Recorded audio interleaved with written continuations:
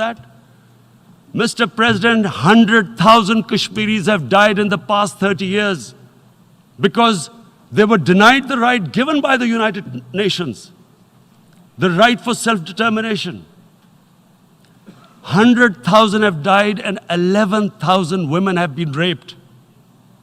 There are two human rights, United Nations human rights reports on this. The world hasn't done anything because India is a huge market, 1.2 billion people. Sadly, the material prevails over the human. But this has serious consequences.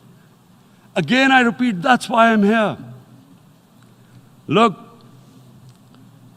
what is going to happen when the curfew is lifted will be a bloodbath. The people will come out. There are 900,000 troops there. They haven't come to, as Narendra Modi says, he's done this for prosperity of Kashmir. This is supposed to be for the development. These 900,000 troops, what are they going to do when they come out? There'll be a bloodbath. Has he thought it through what happens then? Mr. President, has anyone thought that what happens when there is a bloodbath? What do you think the impact will have on people of Kashmir? What do you think they will think? The way they have been boxed in their houses, treated like worse than animals, no rights. Thousands of all the political leadership has been arrested, taken out of Kashmir. Even those Kashmiri leaders who were pro-India have been taken out. 13,000 boys have been picked up and taken to God knows which destinations. So what do they think? What will the people of Kashmir do when they lift the curfew? They will be out in the streets. And what will these soldiers do? They will shoot them. They've already used pellet guns, blinded young boys. In the last 6 years, the 5 years, the oppression that has gone on in Kashmir. And so, Kashmiris will be further radicalized. Mr. President, there will be another Pulwama. And guess what? India will blame us. They're already blaming us. They're saying all this is happening because of Pakistan. One of their defense ministers said, there are 500 terrorists lined up on the border to go in. Why would Pakistan send 500 terrorists when there are 900,000 troops? What impact are they going to make? What will they do? And why would?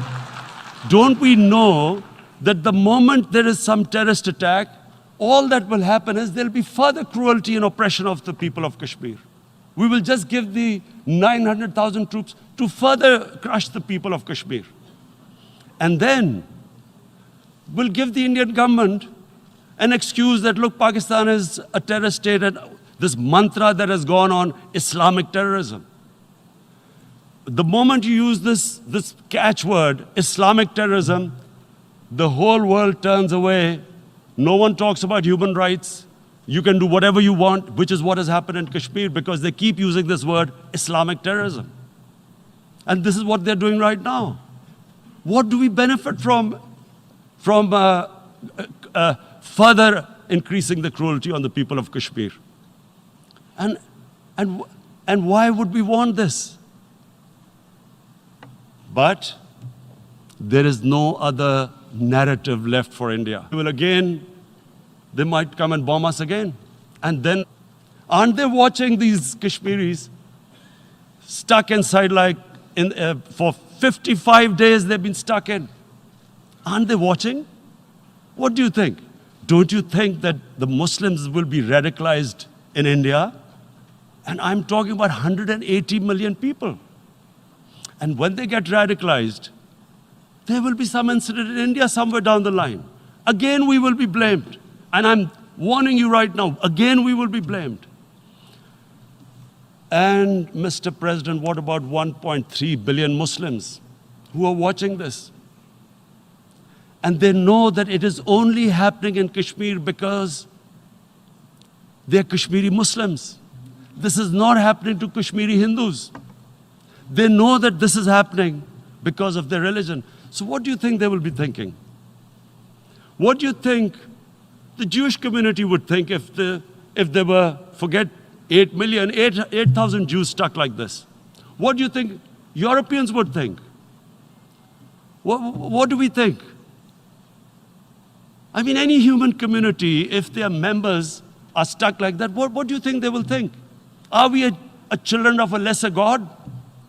Is it not going to cause us pain? And then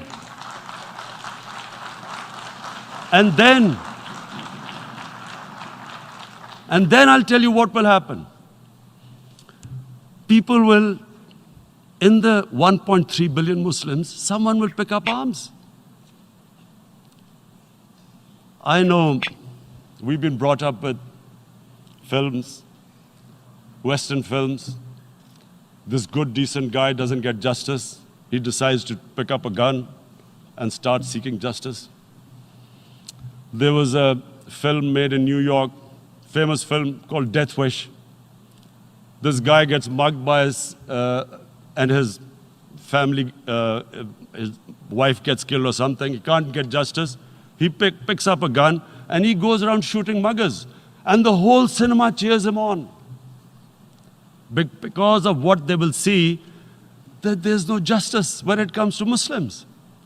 There were Rohingya Muslims, Myanmar, who are, God knows, almost 1 million people out, ethnic cleansing. What was the response of the world community? So what do you think will be the response of 1.3 billion Muslims? I picture myself. I'm in Kashmir. I've been locked up for 55 days. I have heard about, and there are rapes, Indian Army going into homes, soldiers. Would I want to live this humiliation? Would I want to live like that? I would pick up a gun. You're forcing people. You are forcing people into radicalization. When people lose the will to live, what is there to live for? And this is what, if you can do this to human beings, you are actually radicalizing people. And so, Mr. President, I will be blamed. 2 nuclear-armed countries will come face to face like we came in February. And before we head in that direction, the United Nations has a responsibility. This is why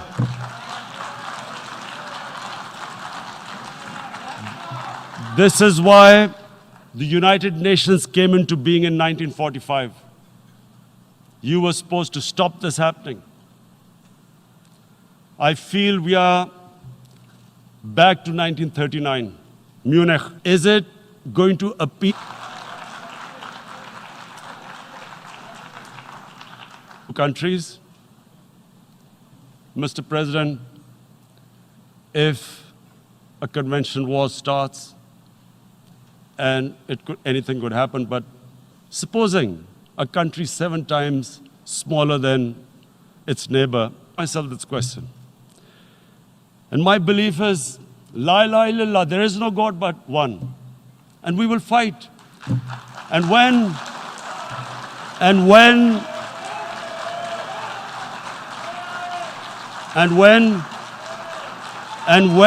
a nuclear-armed country fights to the end, it will have consequences far beyond the borders.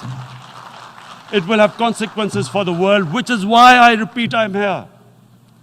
Because I'm warning you, it's not a threat. It's a fair worry that where are we headed? And I've come here to tell the UN, you've got to, this is a test for the United Nations.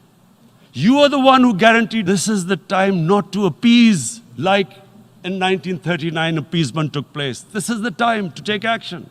And number 1 action must be that India must lift this inhuman curfew, which has lasted for 55 days.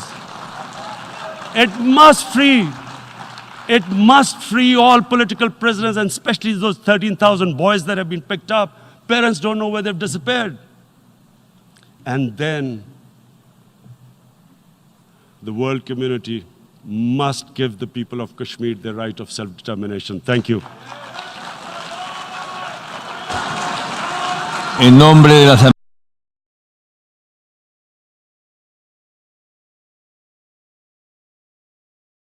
states and non-nuclear states is alone enough to undermine global balances. It bothers us, like anyone else, that the weapons of mass destruction are used as leverage in every crisis instead of their total elimination. The possession of nuclear power should either be forbidden for all or permissible for everyone.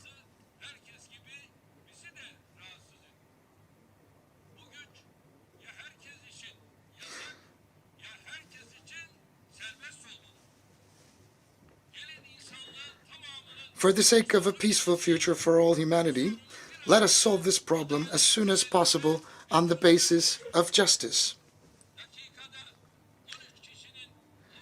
At a time when 13 people lose their lives due to air pollution every minute, and where global warming threatens our own future, we cannot remain indifferent in the face of such challenges. First and foremost, we need to strengthen the United Nations' potential and efficiency.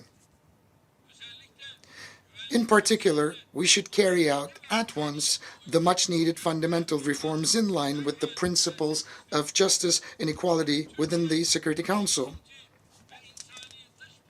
With a proactive and a humane foreign policy, Turkey embraces the rest of the world and strives to find justice-based solutions to our problems.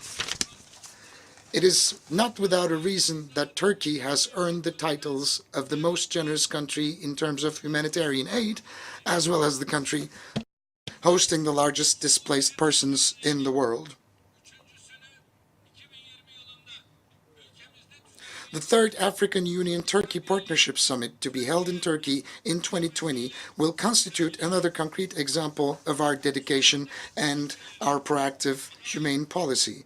I invite all the countries present under this roof to support our policies and initiatives, which we have formulated on the basis of justice, ethics, and conscience. Esteemed delegates, today Syria has become a place that hurts the most collective conscience of humanity, and it has become a symbol of injustice. Since 2011, the regime and the terrorist organizations, as well as the forces encouraging them, insistently pursue a policy of perpetual crisis. Almost 1 million people were killed and 12 million people were displaced, and half of that population were forced to live elsewhere. And the Syrian crisis has to be ended once and for all. Turkey is the country that has been mostly affected as a result of the imposition of Daesh threat. This terrorist organization has harassed our borders and targeted the very heart of our cities near the borders with suicide bombings, which have killed hundreds of Turkish citizens. Turkey is the country who has inflicted the first and the heaviest blow to the Daesh presence in Syria. With the Operation Euphrates Shield, we have neutralized approximately 3,500 Daesh terrorists, and we have paved the way to the collapse of this terrorist organization in Syria. We are also at the forefront of international efforts to identify terrorists and foreign fighters coming from all over the world to join Daesh through imposition of entry bans and deportations to and from our country. On the other hand, Turkey today is the most generous country in terms of humanitarian aid, taking into consideration the ratio of Turkish official humanitarian assistance to its GDP. We are currently hosting 5 million refugees fleeing conflict, starvation, and persecution. In other words, there are more asylum seekers in Turkey than the total population of 29 states in the United States. 3.6 million asylum seekers in our country are mainly from Syria.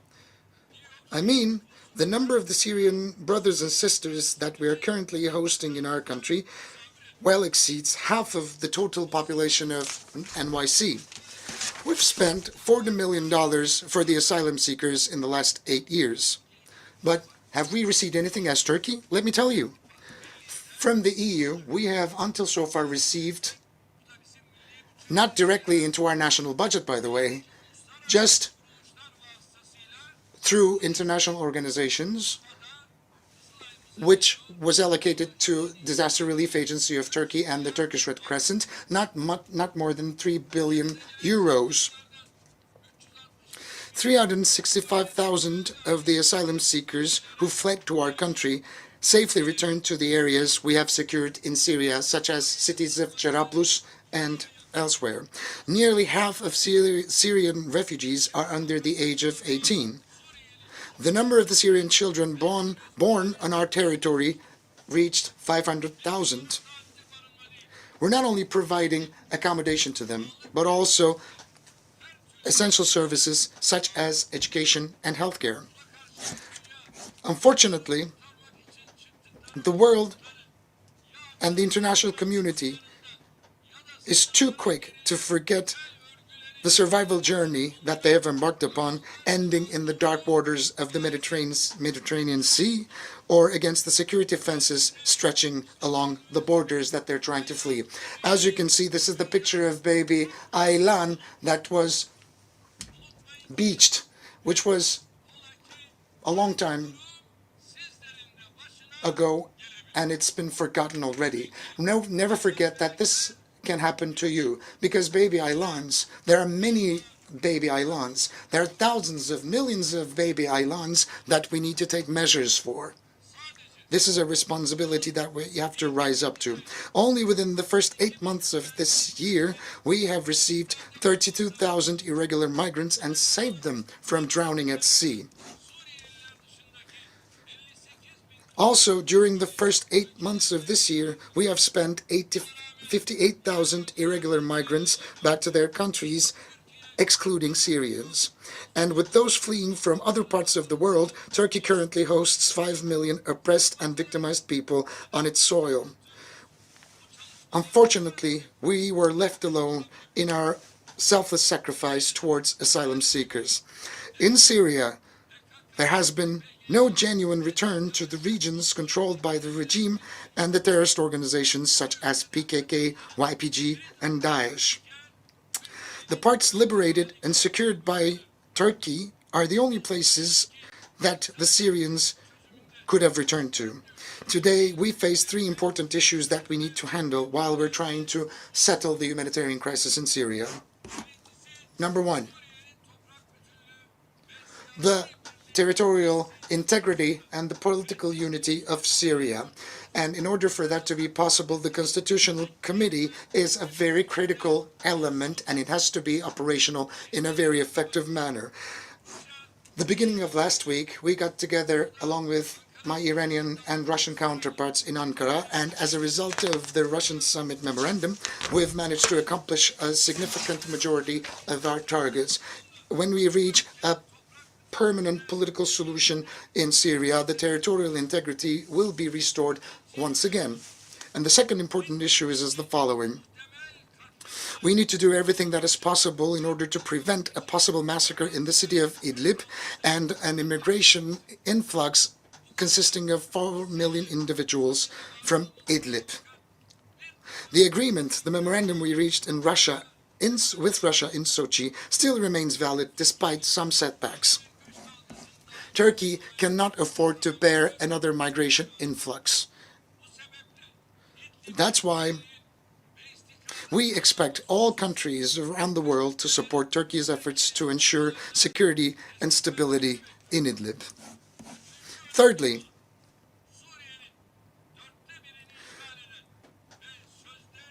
the elimination of PKK and YPG terrorist organizations in the east of the Euphrates, which occupy a quarter of Syria and tries to legitimize itself under the name of the so-called Syrian Democratic Forces.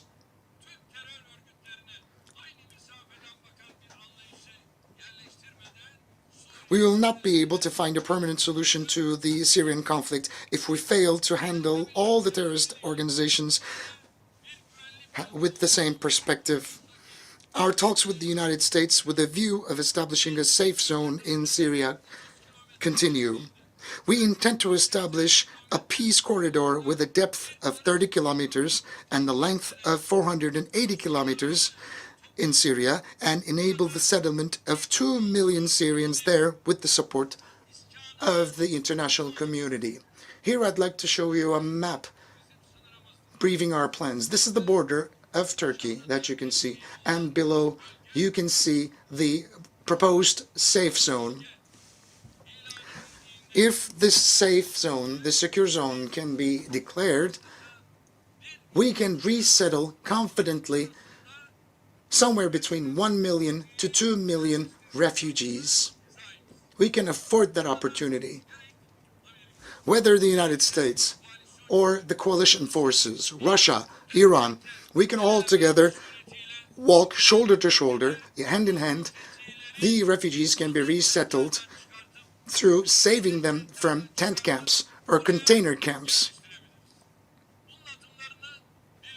We can take the steps that are necessary forward all together. This is not a burden that we can bear exclusively as the Republic of Turkey. We need to take the necessary measures as soon as possible.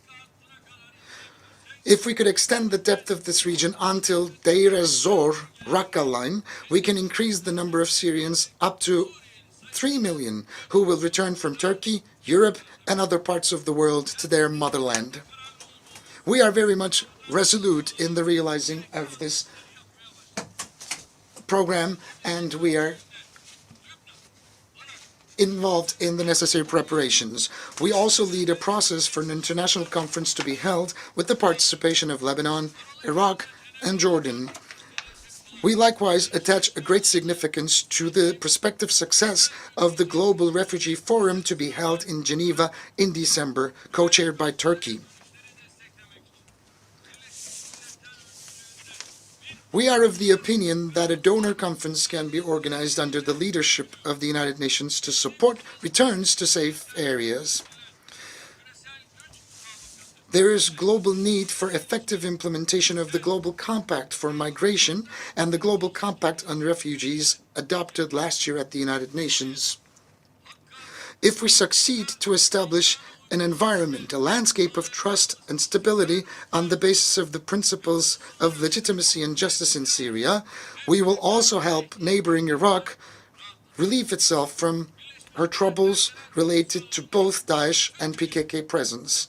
I launch an appeal to the entire UN family from this hall to take initiatives as well as to support our ongoing efforts to stop the humanitarian crisis in Syria. Esteemed delegates, the Mediterranean basin, in addition to the tragedies triggered by the Syrian crisis, such as illegal migration, faces further problems due to developments in the Eastern Mediterranean. Despite negotiations of more than 5 decades, the Cyprus question has not yet been resolved due to the uncompromising position of the Greek Cypriots. The Greek Cypriot side pursues an inequitable and an unjust policy of imposition that refuses to share the political power and prosperity with the Turkish Cypriots. Turkey is the international treaty-based guarantor of the Turkish Cypriot people, with whom it has deep historical and cultural bonds. Similarly, Greece is a guarantor, and the UK is a guarantor. It is clear that those who claim to solve the Cyprus problem under the condition of zero security, zero guarantee, have ill intentions from the onset. As Turkey, we will continue our efforts until a solution that would guarantee the security and the preservation of the rights of the Turkish Cypriots is found. We believe that the energy resources in the Eastern Mediterranean constitute an important opportunity for cooperation if we all adopt a win-win approach. But unfortunately, despite our reasonable approach, some countries of the region, through unilateral steps, are trying to turn the issue of energy resources into a scope of conflict. In the Eastern Mediterranean, we are determined to protect the legitimate rights and interests of both Turkey and the Turkish Cypriots until the very end. We will continue to be open-minded about proposals based on cooperation and equitable sharing. Another critical area of the Mediterranean is Libya, and we endeavor to ensure security and stability in the country through the establishment of a democratic administration based on the free will of people. The political and economic empowerment of Libya will be providing a relief for both North Africa and Europe. The solution in this country can be explored by only respecting the choices and the free will of the Libyan people. Interventions in Yemen and Qatar have had serious consequences from a both humanitarian and economic point of view. We should all seek an immediate settlement of the disputes in the region that re-emerged due to the attacks on oil production facilities. Journalist Jamal Khashoggi, who was brutally slaughtered last year,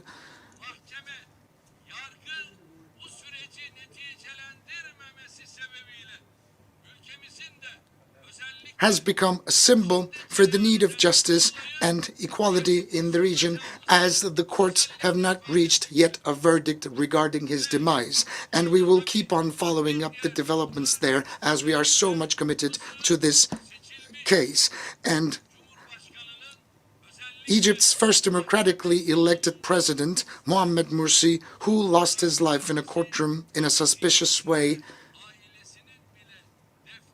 is another issue that we're heavily invested in, and his family was not allowed to bury him properly. It's a bleeding wound in our hearts.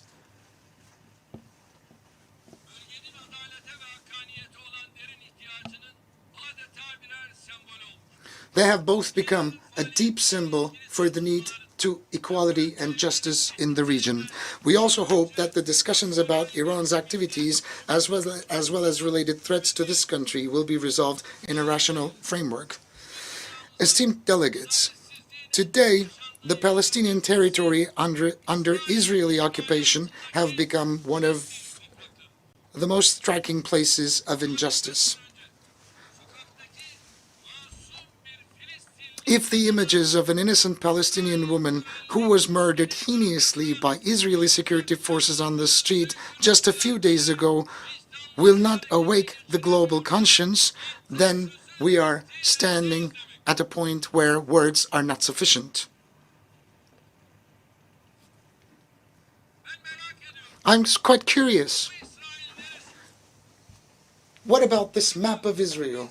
Where is Israel? Where does the land of Israel begin and end? Look at this map. Where was Israel in 1947? And where is Israel now? Especially between the years 1949 and 1967. Where was Israel and where is Israel now? Look, this is 1947, the land of Palestine. There's seemingly almost no Israeli presence on these lands. The entire territory belongs to the Palestinians, so the map suggests. But the year 1947, the distribution plan takes place, gets ratified, Palestinian lands start shrinking, and Israel starts expanding. And from 1947 to 1967, Israel is still expanding, Palestine is still shrinking. And today, the current situation, there is seemingly no Palestinian presence. The entire land belongs to Israel. But would it suffice Israel? No.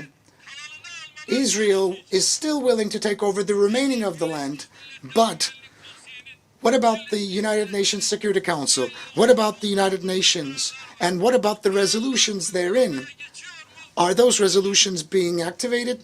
Are they being implemented and enforced? No. So we have to ask ourselves, what does the UN serve? Under this roof, we are producing resolutions without any effect. So when do you think, or where do you think justice can prevail? This is our main suffering. This is where the pain is coming from. The current Israeli government and the administration, right next to these murders and atrocities, is busy with intervening and attacking the historical legal status of Jerusalem and holy sacred lands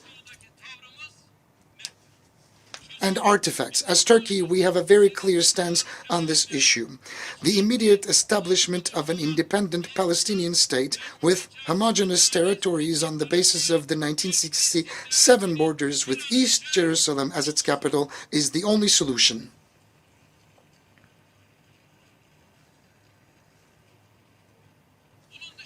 Any other peace plan other than this will never have a chance of being fair, just, and it will never be implemented. Now, I'm asking from the rostrum of the United Nations General Assembly, where are the borders of the State of Israel? Is it the 1947 borders? The 1967 borders? Or is there another border that we need to know of? How can the Golan Heights and the West Bank settlements be seized, just like other occupied Palestinian territories, before the eyes of the world, if they still are not within the official borders of this state? Is the aim of the initiative promoted as the deal of the century to entirely eliminate the presence of the state and the people of Palestine? Do you want another bloodshed? All actors of the international community, in particular the UN, should provide concrete support to the Palestinian people beyond more promises. In this regard, it's very important for the United Nations Relief and Works Agency for Palestinian refugees in the Near East to continue its activities effectively. Turkey will continue to stand by the oppressed people of Palestine as she has always done.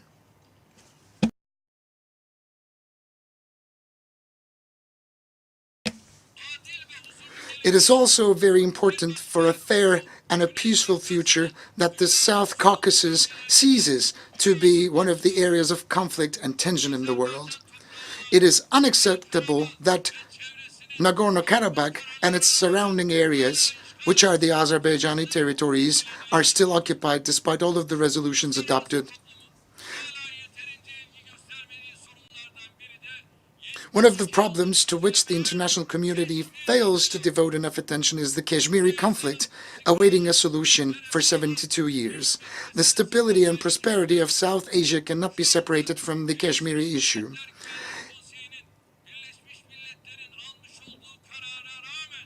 Despite the resolutions adopted by the United Nations Security Council, Kashmir is still besieged and 8 million people are still stuck in Kashmir. They cannot get out. In order for the Kashmiri people to look towards a safe future with their Pakistani and Indian neighbors, it is imperative to solve this problem through dialogue on the basis of justice and equality instead of conflict. Another issue that the world seems to remain indifferent is the humanitarian tragedy Rohingya Muslims are currently facing. The Independent Commission of Inquiry established under the United Nations has recorded the existence of a genocidal intent behind the events perpetrated in Myanmar's Rakhine State. Turkey will continue to carry out its initiatives and endeavors to ensure the security and fundamental rights of the Rohingyas, as well as the humanitarian relief activities we have undertaken since the first day. The invasions, the conflicts, and terrorist activities that continued in an uninterrupted fashion for almost 4 decades in Afghanistan have led to significant challenges at a global level. It is now time for peace and security to be restored. This is up to us to assume responsibility and take up action. Esteemed delegates, today one of the biggest threats to global peace and stability is the skyrocketing racist, xenophobic, discriminatory, and anti-Islamic rhetoric. Muslims are ranking number one who are the subjects of hate speech, discrimination, and defamation against their sacred values. The most striking example is the terrorist attack that took place last March in Christchurch in New Zealand. Just like the terrorist attack targeting Muslims in New Zealand was unacceptable, the acts of terrorism targeting Christians in Sri Lanka and Jewish communities in the United States are equally wrong and unacceptable. We are responsible for turning this disease into a raging insanity.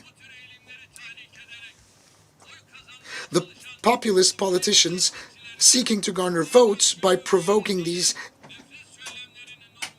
tendencies, as well as the communities normalizing hate speech under the pretext of freedom of expression, are in the leading spots, and they are the ones to blame. The prejudice, the ignorance and bigotry, as well as the attempts of marginalization towards the migrants, particularly the Muslims, pave the way for the rising of these morbid tendencies. This scourge can only be defeated by common will and efforts. It is our fundamental duty as statesmen and stateswomen to adopt an inclusive and tolerant public. The Assembly will now hear a statement by His Excellency Mahathir Mohamad, Prime Minister of Malaysia. I have great pleasure in welcoming the Prime Minister of Malaysia, His Excellency Mahathir Mohamad.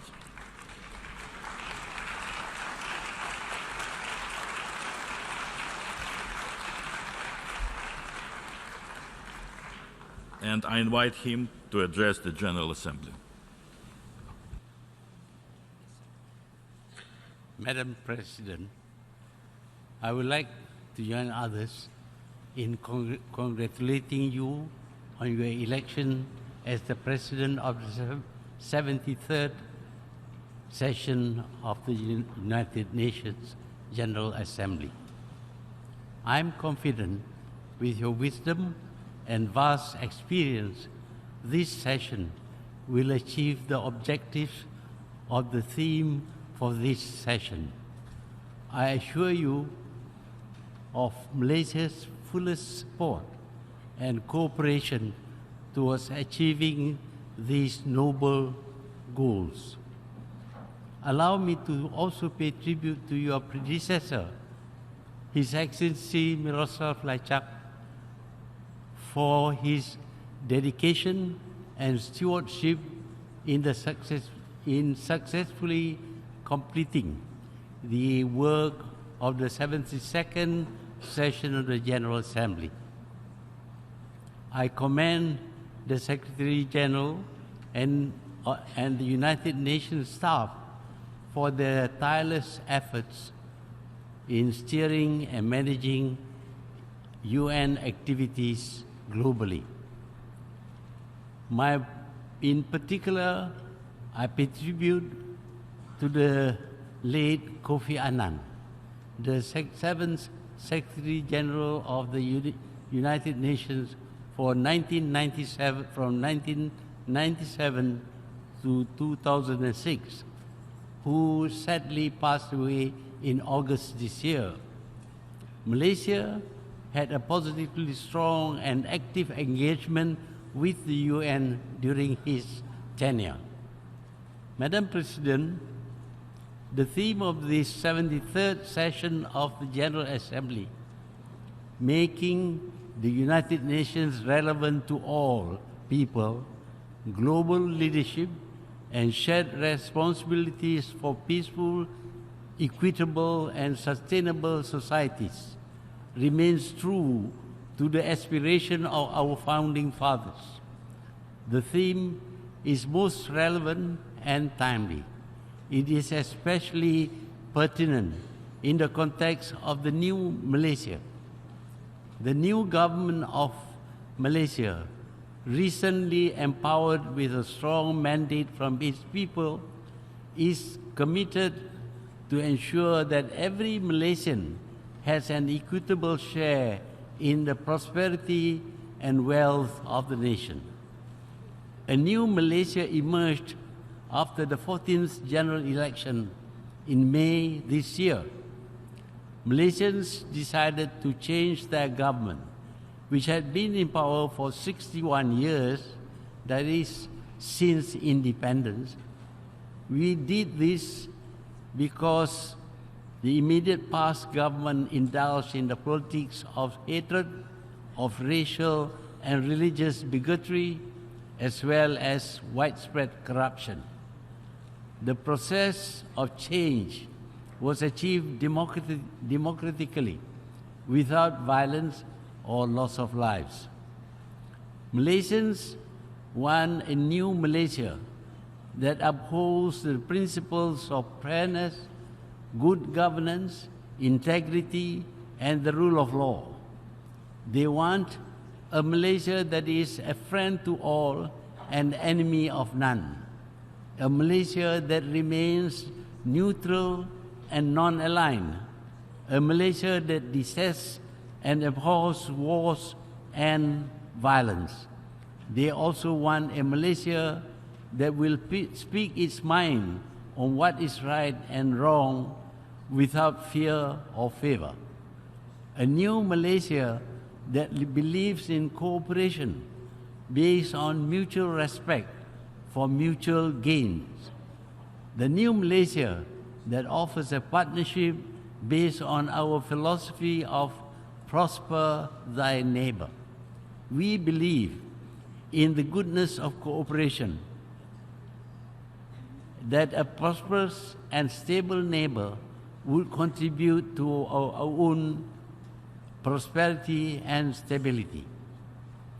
The new Malaysia will firmly espouse the principles promoted by the UN in our international engagements. These include the principles of truth, human rights, the rule of law, justice, fairness, responsibility and accountability, as well as sustainability.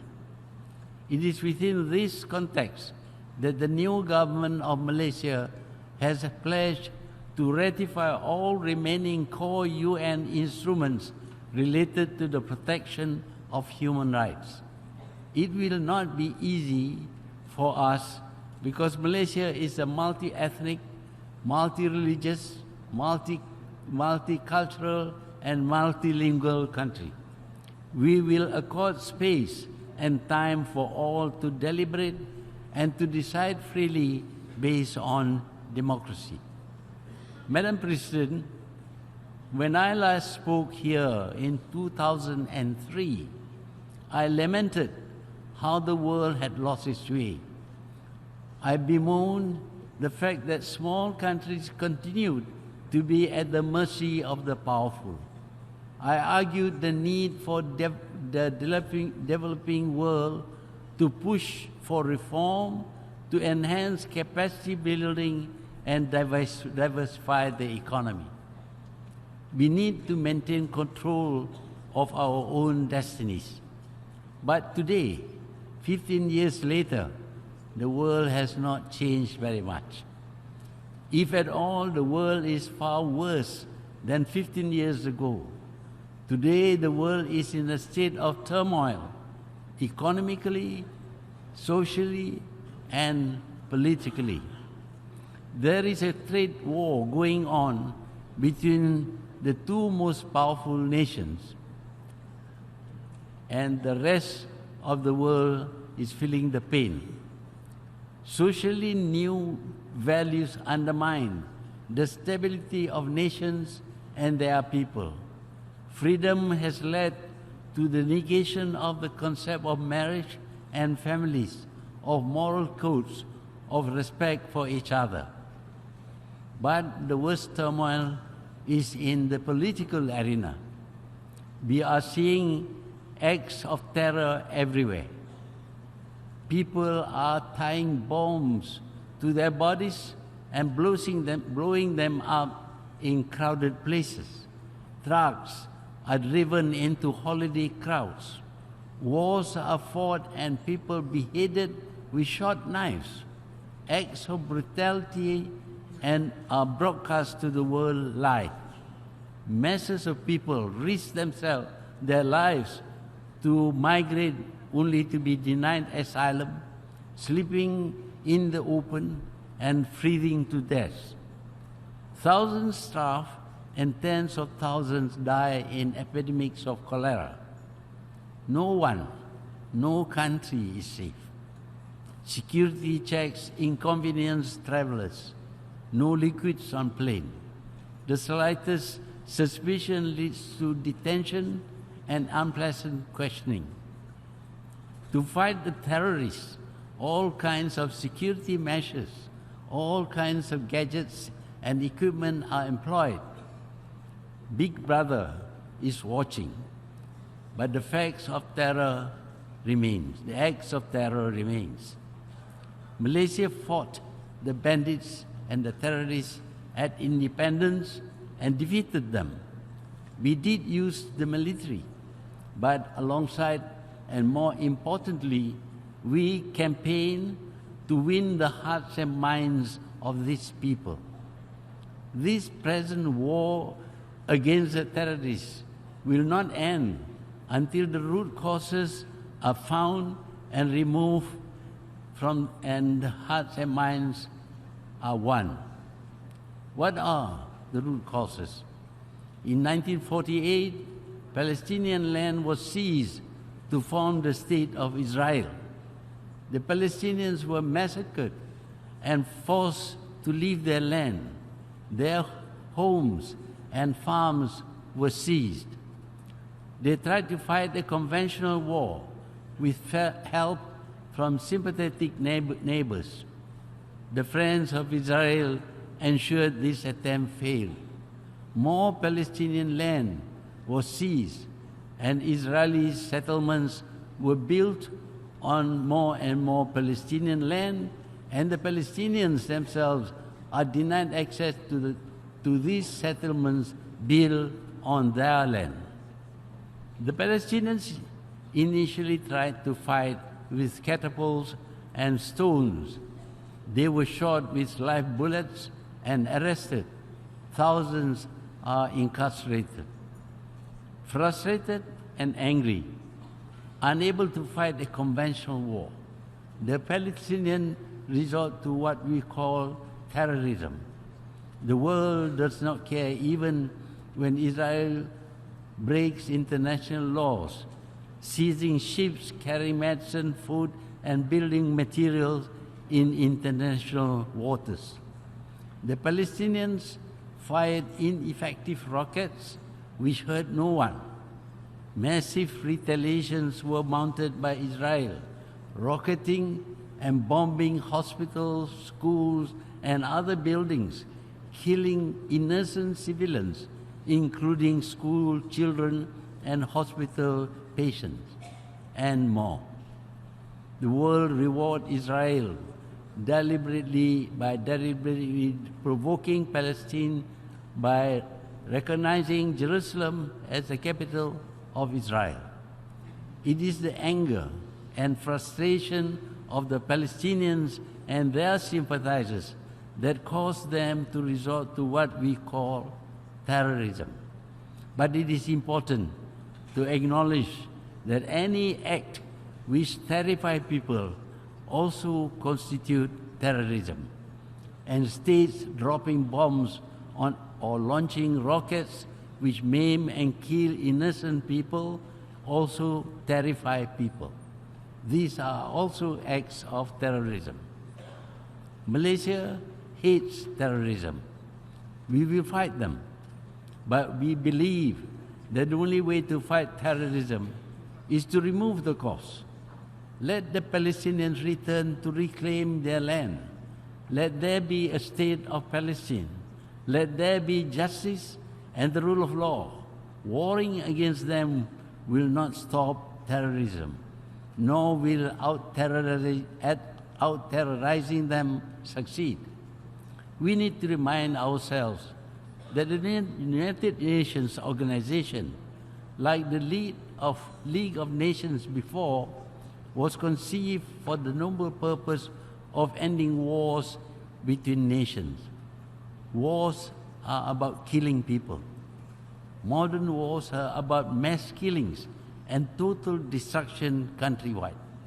Civilized nations claim that they abhor killings for any reason. When a man kills, he commits the crime of murder, and the punishment may be death. But wars, we all know, encourage and legitimize killings. Indeed, the killings are regarded as noble, and the killers are hailed as heroes.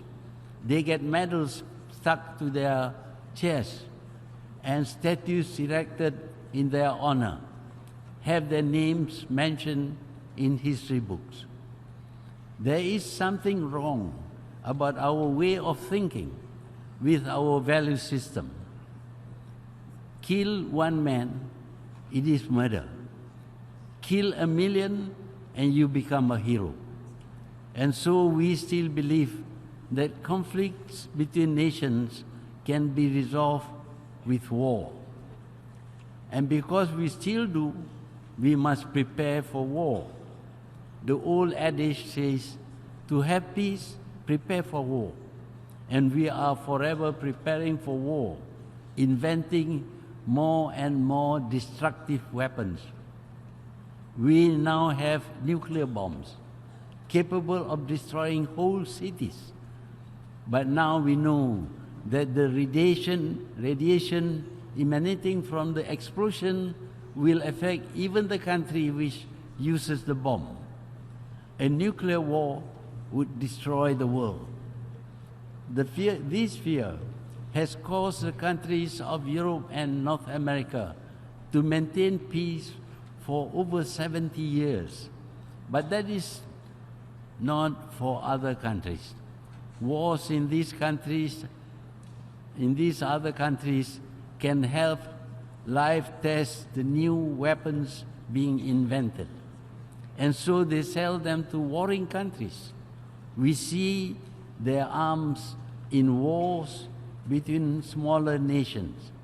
These are not world wars, but they are no less destructive. Hundreds of thousands of people have been killed, whole countries devastated, and nations bankrupted because of these fantastic new weapons. But these wars give handsome dividends to the arms manufacturers and the traders. The arms business is now the biggest business in the world. They profit shamelessly from the death and destruction they cause. Indeed, so-called peace-loving nations often promote this shameful business. Today's weapons cost millions. Fighter jets cost about $100 million, and maintaining them costs as much as tens of millions. But the poor countries are persuaded to buy them even if they cannot afford. They are told that their neighbors or their enemies have them. It is therefore imperative that they too have these weapons. So, while the people starve and suffer from all kinds of deprivations, a huge percentage of their budget is allocated to the purchase of modern arms, that their buyers may never have to use them bothers the purveyors not at all. Madam President, in Myanmar, Muslims in Rakhine State are being murdered, their homes torched, and millions of refugees had been forced to flee, to drown in the high seas, to live in makeshift huts without water or food, without the most primitive sanitation. Yet, the authorities of Myanmar, including a Nobel Peace Laureate, deny that this is happening. I believe in non-interference in the internal affairs of nations. But does the world watch massacres being carried out and do nothing? Nations are independent, but does this mean that they have a right to massacre their own people because they are independent? Madam President, on the other hand, in terms of trade, the nations are no longer independent. Free trade means no protection by small countries of their infant industries. They must abandon tariff restrictions and open their countries to invasion by the products of the rich and the powerful. Yet the simple products of the poor are subjected to clever barriers so that they cannot penetrate the markets of the rich. Malaysian palm oil is labeled as dangerous to health, and the estates of these palm oil trees are destroying the habitat of animals. Food products of the rich declare that they are palm oil free. Now palm diesel are also condemned because they are decimating virgin jungles. These caring people forget that their boycott is depriving hundreds of thousands of people from jobs and a decent life. We in Malaysia, we care for the environment. Some 48% of our country remains virgin jungle. Can our detractors claim the same for their own countries? Madam President, Malaysia is committed to sustainable development. We have taken steps, for example, in improving production methods to ensure that our palm oil production is sustainable. By December 2019, the Malaysian Sustainable Palm Oil Standard will become mandatory. This will ensure that every drop of palm oil produced in Malaysia will be certified sustainable by 2020. Madam President, all around the world, we observe a dangerous trend to inward-looking nationalism of governments pandering to populism, retreating from international collaborations and shutting their borders to free movements of people, goods, and services, even as they talk of a borderless world of free trade. While globalization has indeed brought us some benefits, the impacts have proven to be threatening to the independence of small nations.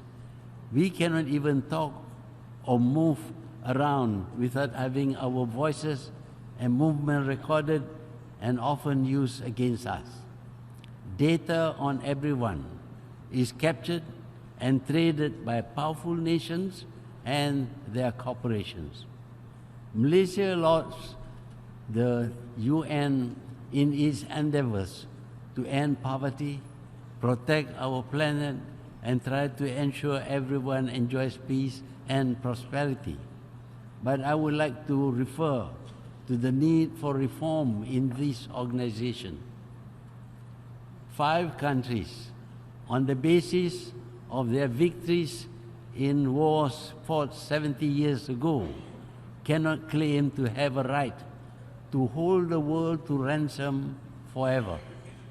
They cannot take the high moral ground, the moral high ground, preaching democracy and regime change in the countries of the world when they deny democracy in this organization. I had suggested that the veto should not be by just one permanent member, but by at least 2 powers backed by 3 non-permanent members of the Security Council. The General Assembly should then back the decision with a simple majority. I will not say any more. I must admit that the world without the UN would be disastrous. We need the UN. We need to sustain it with sufficient funds. No one should threaten it with financial deprivation. Madam President, after 15 years and at 93, I return to this podium with the heavy task of bringing the voice and hopes of the new Malaysia to the world stage. The people of Malaysia, proud of their recent democratic achievements, have high hopes that around the world we will see peace, progress, and prosperity. In this, we look towards the United Nations to hear our pleas. I thank you, Madam President.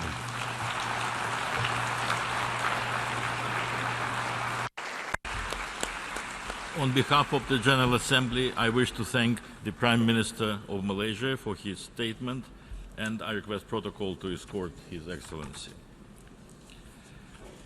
The Assembly will now hear a statement by His Excellency Anthony Marti Petit, Head of the Government of the Principality of Andorra. May I request protocol to escort His Excellency.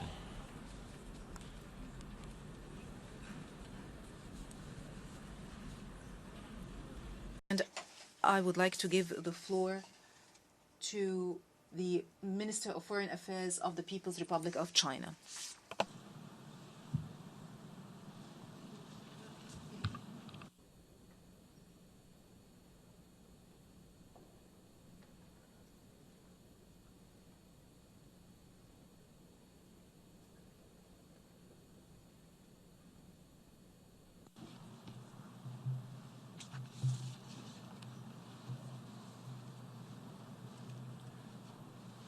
Mr. President, this year marks the 70th anniversary of the founding of the People's Republic of China.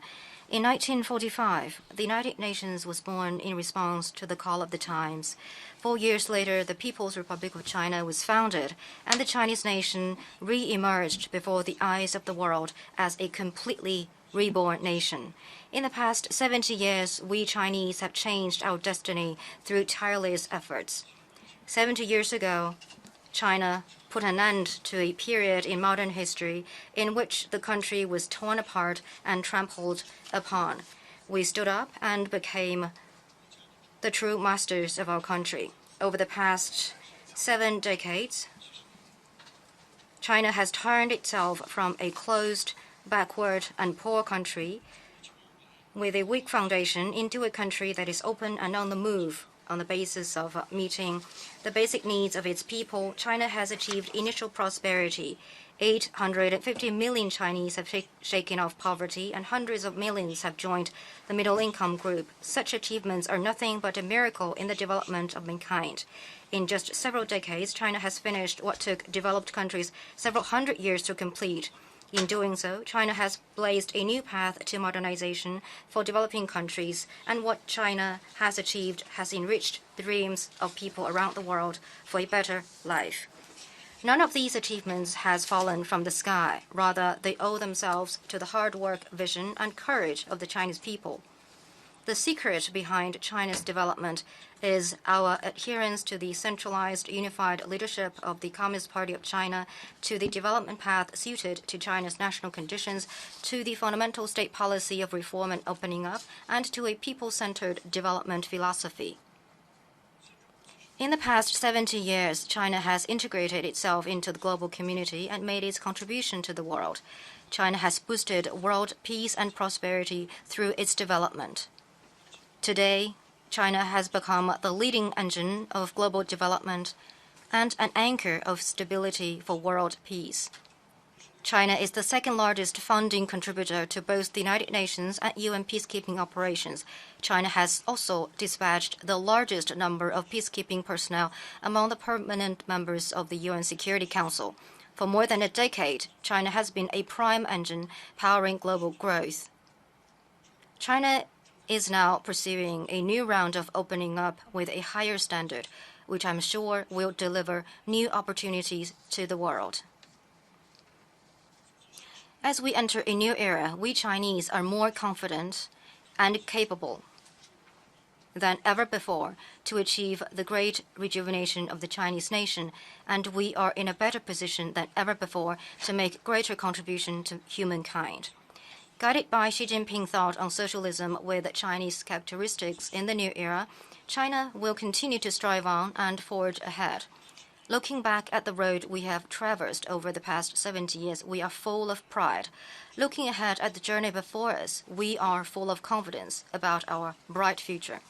Mr. President, on the diplomatic front, China has traveled a journey of tests and challenges and has remained true to our original purpose. The goal of China's diplomacy has never changed. The Chinese people and the peoples of other countries have always treated each other with sincerity and rendered each other mutual support. China and other countries have become stakeholders sharing a common future. Facing international uncertainties, China will maintain the stability and continuity of its foreign policy and will continue to pursue the major country diplomacy with distinct Chinese features. China will continue to safeguard world peace and prosperity and promote development and advancement of mankind. China is guided by the principle of independence. China will continue to pursue an independent foreign policy of peace. We will neither subordinate ourselves to others nor coerce others into submission. We are firm in upholding China's core national interest and legitimate rights and interests. We are against the abuse of power and will never yield to pressure. We will remain committed to the basic principles of sovereign equality and non-interference in other countries' internal affairs as enshrined in the UN Charter. China will never pursue hegemony or expansion. Peaceful development, which has long been incorporated in China's constitution, is the cornerstone of China's foreign policy. China believes in equality among nations. In the 21st century, power politics and the law of the jungle are outdated and obsolete. People want mutual respect and harmonious coexistence. China stands for equality among all countries, irrespective of their size. China respects the sovereignty and territorial integrity of other countries and the social system and development path independently chosen by the people of these countries. China stands ready to share its development experience with other countries and provide necessary assistance in time of need. Yet, we have no intention to export our development model or to lecture others, nor do we attach any political strings to our assistance. China stands for equality and justice. On the international stage, we speak for justice and oppose hegemonism or bullying. We wish to engage others in extensive consultation and joint contribution in pursuit of shared benefits. We call for the handling of international affairs based on the merits of each particular case and for the settlement of issues through consultation. As the largest developing country, China will always stand firmly with other developing countries to safeguard the common interests and right to development of developing countries, and increase the representation and say of developing countries in global governance so as to promote democracy in international relations. China pursues mutually beneficial cooperation. In this globalized world, countries all rise or fall together. A zero-sum mentality and beggar thy neighbor policy are recipes for failure. China is committed to fostering an open world economy and upholding the WTO-centered multilateral trading regime. It is committed to making globalization more open, inclusive, balanced, and beneficial to all. We do not seek unilateral security, nor do we put our own interests above the interest of others. It is our aim to advance our development as part of the development of the global community. We seek to expand shared interests with our door open and share opportunities with other countries through cooperation. Mr. President, the world today is not a peaceful place. unilateralism and protectionism are posing major threats to the international order. At a time when the future of the world is at stake, China has never been and will never be an onlooker. As a founding member of the UN, we will work with other countries to build a new type of international relations and a community with a shared future for mankind. We will be resolute in upholding the stature and role of the UN, the international system underpinned by the UN, and the international order anchored upon international law. Facing the headwinds of protectionism, we should not just stand idly by. Erecting walls will not resolve global challenges, and blaming others for one's own problems does not work. The lessons of the Great Depression should not be forgotten. Tariffs and provocation of trade disputes, which upset global industrial and supply chains, serve to undermine the multilateral trading regime and global economic and trade order. They may even plunge the world into recession. Regarding economic and trade frictions and differences, China is committed to resolve them in a calm, rational, and comprehensive manner, and is willing to demonstrate utmost patience and goodwill. Should the other side act in bad faith or show no respect for equal status or rules in negotiations, we will have to make necessary responses to safeguard our legitimate rights and interests and to uphold international justice. Let me make it very clear. China is a country with a 5,000-year civilization, 1.4 billion hardworking and courageous people, and a vast land of 9.6 million square kilometers. China would not ever be cowed by threats or subdued by pressure. Facing rampant unilateralism, we should not just sit idly by. The international order needs to go by laws and rules, and acts in violation of international norms can only plunge the world into chaos. Opportunities arising from the new round of scientific and technological revolution are opportunities of the world. Advances thus made should not be monopolized by any single country, and no one should obstruct the efforts of the other countries to make innovations. It is not legitimate nor justifiable for any country standing from a position of power to impose unilateral sanctions or exercise long-arm jurisdiction over other countries, and such practice has no basis in international law. To put one's own interest above the common interest of all other countries is a typical bullying practice that finds no support of the people. The INF Treaty is important in upholding global strategic balance and stability. Unilateral withdrawal from it will cause multiple negative impacts. China is opposed to the deployment of land-based intermediate-range missiles in the Asia-Pacific. We urge the countries with the largest nuclear arsenal to fully fulfill their special and primary responsibilities in nuclear disarmament. China will continue to take an active part in the international arms control process. I announce that China has initiated the domestic legal procedures to join the Arms Trade Treaty. Permanent members of the UN Security Council need to lead by example, as major countries shoulder special responsibilities for maintaining a stable international order. We support the new round of efforts by Secretary General Guterres to reform the UN system and make it more efficient and equitable. China has set up an 8,000-strong peacekeeping standby force and permanent peacekeeping police squads. They have met standards for operation and are ready for action. China stands ready to work with other parties to fulfill our due responsibilities as a major country for upholding global peace and justice. Mr. President, in a world fraught with challenges and mounting risks, China will remain on the side of peace and justice. We will actively explore and apply a Chinese approach to addressing hotspot issues and play a constructive role in upholding international peace and security. China stands for common, comprehensive, cooperative, and sustainable security. We hold that disputes should be settled through dialogue and consultation, and that common threats should be addressed through international cooperation in the interest of sustaining global peace and common security. The Iranian nuclear issue affects world peace and security. All parties need to work together to uphold the JCPOA and ensure that this historic outcome is not derailed. Given the growing tensions in the Middle East and the Gulf region, China proposes the following. The Iranian issue, nuclear issue, should be speedily brought back to the track of the JCPOA. The Gulf countries should be urged to establish a platform for dialogue and consultation, and countries from outside the region should play a positive role in maintaining security in the region.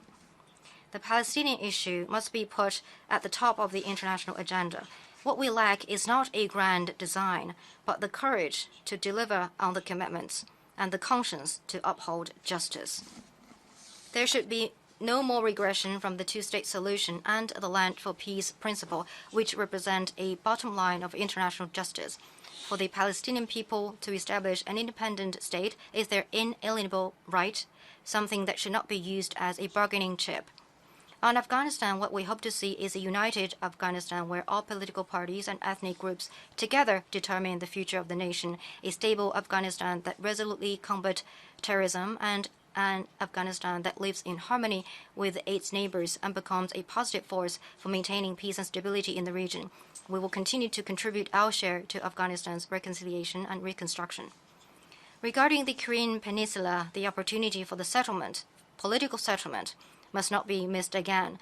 The zigzag course over the past 20 years or so shows time and again that the realistic and viable way forward is to promote parallel progress in denuclearization and the establishment of a peace mechanism to accommodate the concerns of all sides and gradually build trust through phased and synchronized actions. The DPRK has demonstrated a readiness to promote dialogue. It is hoped that the U.S. can meet the DPRK halfway.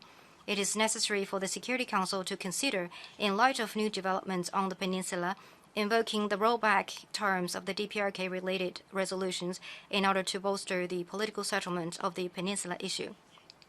Myanmar and Bangladesh, with the mediation efforts of China, have reached new common understanding on accelerating the work for the return of displaced persons. The momentum created has not come easily. Waiting without acting brings no solution. It will only further deteriorate the humanitarian situation. Only real action will bring hope and create conditions for reaching a final solution toward the Rakhine issue. All the parties involved, including UN agencies, should help move things forward rather than holding back the process. The Kashmir issue, a dispute left from the past, should be peacefully and properly addressed in accordance with the UN Charter, Security Council resolutions, and bilateral agreement. No actions that would unilaterally change the status quo should be taken. As a neighbor of both India and Pakistan, China hopes to see the dispute effectively managed and stability restored to the relationship between the two sides.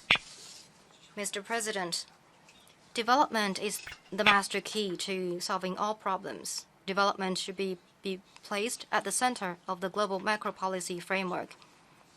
With continued focus on priority areas such as poverty reduction, infrastructure, education, and public health, we need to maintain global development cooperation with North-South cooperation as the main channel, supplemented by South-South cooperation. We need to build an open world economy and help developing countries better integrate into the global industrial and value chains. The UN member states should achieve complementarity between the 2030 Agenda for Sustainable Development and their medium to long-term development strategies in an effort to pursue high-quality development. China's Belt and Road Initiative aims to achieve development that is open, green, and clean, as well as high-standard, sustainable, and people-centered. The BRI, an initiative highly compatible with the 2030 Agenda, has become a road to cooperation, hope, and prosperity, delivering real benefits to people the world over. We hope that other countries will seize the development opportunities created by the BRI to add fresh impetus to the implementation of the 2030 Agenda. Addressing climate change is a global consensus, and cutting emissions calls for concerted global efforts. The UN Climate Action Summit has achieved positive outcomes. China, as a co-lead of the nature-based solutions, has played its due role to make this possible. China believes in acting in good faith. We will deliver what we have signed up to, fulfill our obligations, and work with real actions to contribute to the building of a clean and beautiful world. China places high importance on the life and health of its people and has always taken a zero-tolerance approach to narcotics.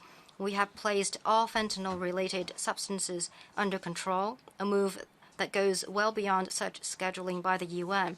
This demonstrates that China has actively participated in global narcotics control with a keen sense of responsibility. Onto the Ebola outbreak in Africa.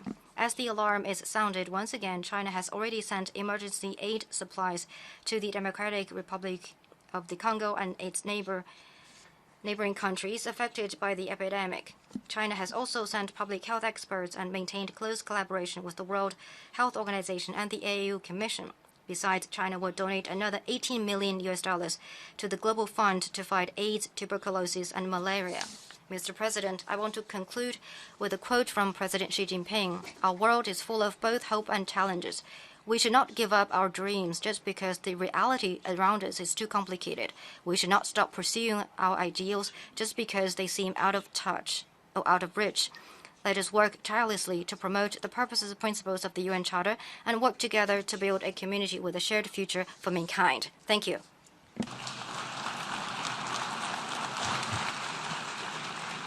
أشكر صاحب المعالي وانغ عضو مجلس الدولة ووزير بيانه. I thank His Excellency Wang Yi, State Councilor and Minister for Foreign Affairs of China,